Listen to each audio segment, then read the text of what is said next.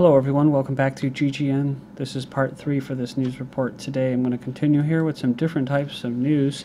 College Park man fights to keep vegetable garden in the front yard, so this happens again. Orlando says garden against city code, so it's all in the name of city code, right? An Orlando man is fighting city officials to keep his vegetable garden in his front yard. You have to step over radishes, wax beans, and blah, blah, blah to get to the front door. Oh man, that sucks, right? That's a pretty big deal. It's his land, right? Well, no, actually, it's not his land. He doesn't actually own the land. He just rents it. That's why they call it real estate, royal estate, right? Renting it from the king. It's the king's land. So, I guess he said, "You'll take my house before you take my vegetable garden," he said. "There's nothing wrong here. There's nothing poisonous here. This is a sustainable plot of land. City code requires ground covers to be planted in a way that gives off a finished appearance so that neighborhood lawns are clean, inviting, and keeping proper values up." So, that's so funny, dude. In this economy, they'd rather have people starve, just like in New York and New Jersey. They'd rather have them starve, turn away volunteers, not use certain types of heaters, even though FEMA's running out of them and stuff like that. They'd rather lock up, like in Europe, they'd rather lock up garbage cans so that people couldn't go dumpster diving and starve because it's code, because it's not clean and inviting and doesn't keep property values up. He's decided not to listen, so good news here. Instead, he's trying to petition the code to allow for veggie gardens in the front yard. Again, see, this is what I'm saying. When you deal with governments, this is what you're going to have to deal with. You're going to have to deal with constantly fighting these millions of codes and ask permission. Ask permission to put plants in your yard so you can eat. He gathered more than 200 signatures, including one from his neighbor, Shelley Snow. "I'm definitely not bothered by it. As a matter of fact, we love it." He says this is another example of the government telling us what we can do with our own property. That should never happen. In any economic downturn in the past history in the U.S., the government has always encouraged the people to grow their own food, and so we want to continue with that movement. Then we have mom gets big fine after toddler pees in yard. I couldn't believe this. He's 3 years old as she protests in Oklahoma. A woman got a $2,500 ticket, $2,500 for public urination Sunday on behalf of her not yet potty trained son. Remember, I just talked about this in New Jersey too, post-hurricane, where people are taking dumps in their apartments, and I said, oh yeah, because they go outside in the midst of all this chaos, as the government was supposed to be there for you, which they never will do. They're there to collect revenue. That's what they are. I mean, I just wish that most people would see it like that. They're revenue collectors. They're political law enforcement. There's no logic or rationale in what they do. They collect money. A police officer happened to be sitting in his cruiser near Ashley Warden's home when her toddler son pulled down his pants and peed in the front yard. The officer immediately got out and wrote the ticket. We were like, he's 3 years old. And the warden said, he said it didn't matter. Sweden may ban images of babies in ads for formula. The health officials want to promote breastfeeding. So pretty interesting. The sellers of infant formula in Sweden will likely face a tough marketing problem. They won't be able to use the images of babies on their products, as a new law being readied for next year would make the practice illegal. The local health officials want to encourage breastfeeding over formula, and they think images of cute babies idealize the use of powder mix, which has melamine. Then next up, the FDA doesn't even test the safety of genetically engineered foods. GMO food producers voluntarily consent, but there is no real safety testing, and many people assume that the FDA tests genetically engineered foods for safety, but USA Today reports that they say no. Instead, there's a voluntary consultation process. Genetically engineered foods are overseen by FDA, but there is no approval process. They are proved safe unless the FDA has evidence on the contrary, but they'll attack everything else. That's the irony. Anything that's healthy for you, the FDA and the government will get in between you and that healthy product, and anything that is bad for you, it'll be right out there in the open. I mean, you just think about it. I mean, McDonald's, they're finally starting to lose profits for the first time in a long time because people caught on with the pink slime. Now, of course, the news is getting sued by that crappy-ass company. And McDonald's, why don't they come out and talk about it? Why don't they just tell people what's in their food? Pizza Hut, they have Like their cheese is now made out of some kind of synthetic plastic. You have Arby's, they call it GMF, Good Mood Food. It's genetically modified food. Burger King, they're notorious for having needles in there. So, the best thing is if these companies aren't going to be honest, as more and more people are becoming aware of their food as a weapon of eugenics, population control measures, just stop buying the product. Just say, screw you, if you're not going to tell us what's in your damn product, then we're not going to even consider buying it. Hopefully, eventually, they just go out of business. New York's emergency, basically FEMA director, fired for sending crews to his own house during Superstorm Sandy to remove a downed tree. Says, I've got people sitting in their homes with 2 inches of snow outside. They have no electricity, no hot water. They're sitting in their homes and freezing to death. But this guy's only worried about his own home. It's pretty sad, so he was dismissed. Remember, I covered this. FEMA center closed due to weather. So they were all touting in the mainstream media about how FEMA's going to be there for this nor'easter coming. Well, actually, they're going to be shut down ahead of the storm due to bad weather.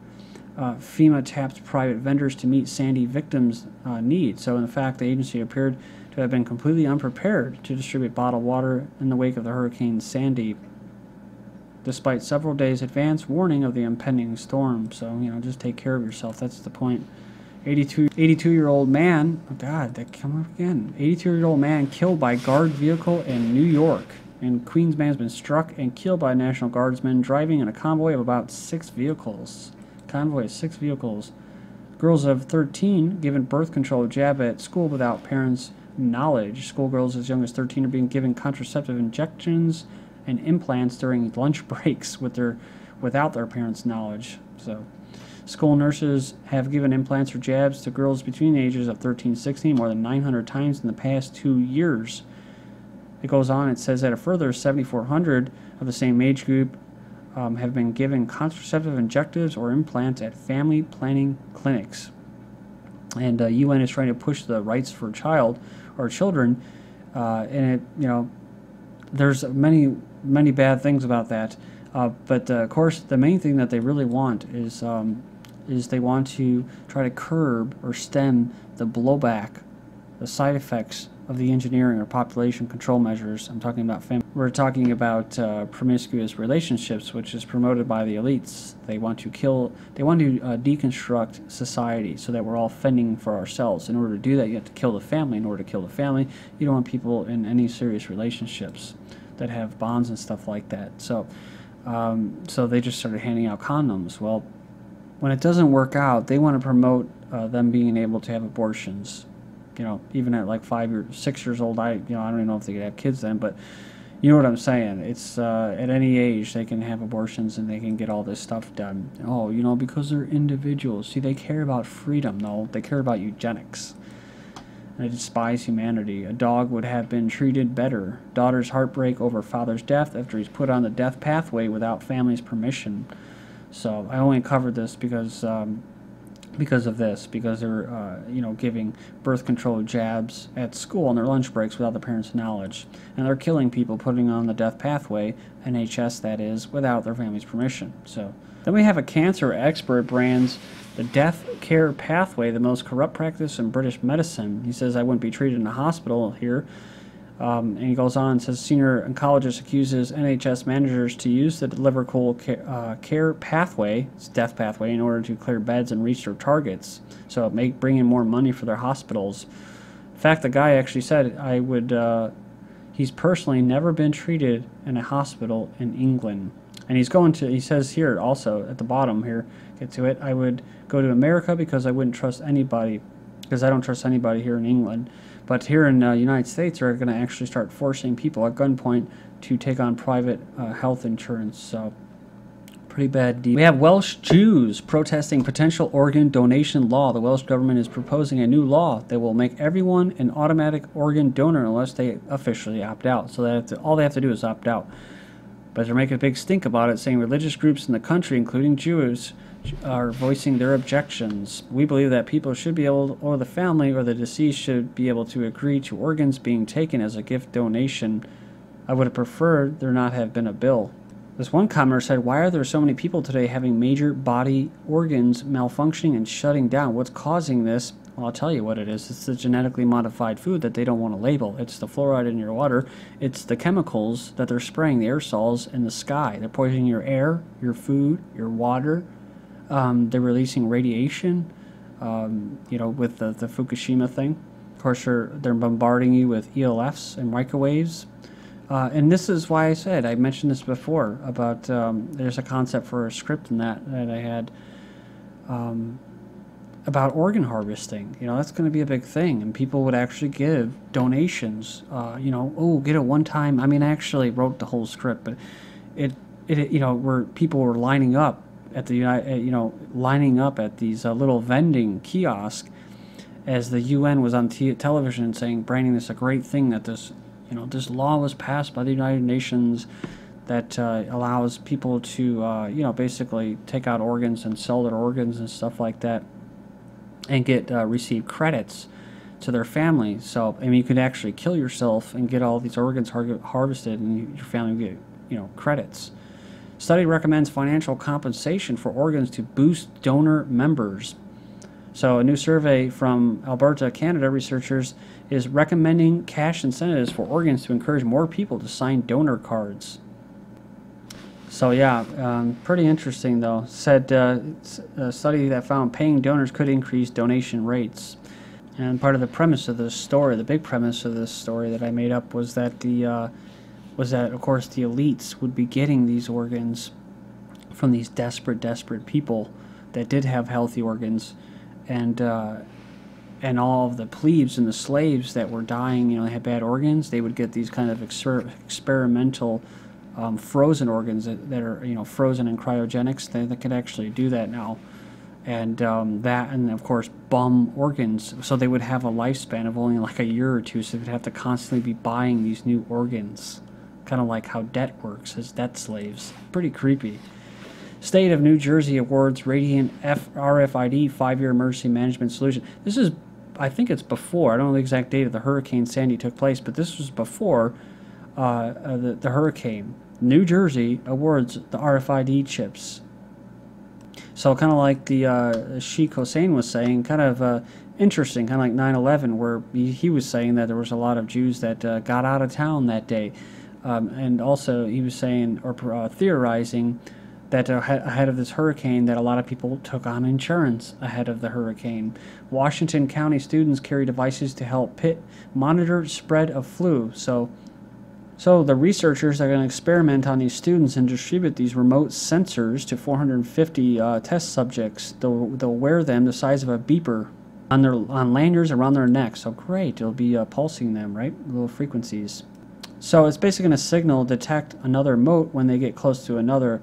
It will find how children interact. 1/4 of EMTs don't get the flu vaccine, so patients are regularly advised to get their dose of eugenics, but 1/4 of St. Louis emergency medical technicians do not get vaccinated, right? I covered this before, protecting their own, the unofficial vaccination policy of doctors in the know. That's right, they don't vaccinate their own children. I don't vaccinate my kids, I rely on herd immunity. Now, what is herd immunity? Well, that's exactly what we were just talking about.